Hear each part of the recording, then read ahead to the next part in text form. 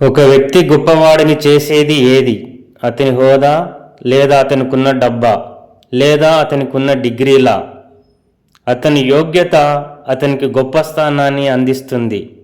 యోగ్యత అంటే అతని qualifications, ability, competence and eligibility. వ్యక్తిత్వం మరి సద్గుణాలతో కూడిన ప్రవర్తన ఒక వ్యక్తిని ఉన్నతుని చేస్తుంది.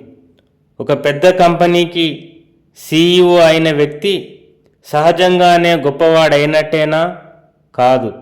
మంచి పనులు చేపట్టడం వల్లనే నిజమైన శ్రేష్టత లభిస్తుంది. విష్ణువుకు వాహనమైన గరుత్మంతుణ్ణి పక్షుల రాజుగా భావిస్తారు. పురాణాల్లో అందమైనదిగా, పరాక్రమమైనదిగా దాన్ని చెబుతారు. సాధారణమైన కాకి రాజభవనంపై వాలినంత మాత్రాన దానికి గరుత్మంతునికున్న శక్తి మరియు గౌరవము లభించవు. యోగ్యత ఒక్కటే వ్యక్తికి విశిష్టతను తెచ్చిపెడుతుంది.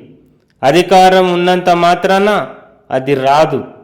కాకి ఎంత ఎత్తుకు ఎగిరినా అది గరుత్మంతుడు కాగలుగుతుందా? Thank you viewers. Please like and subscribe. Thank you.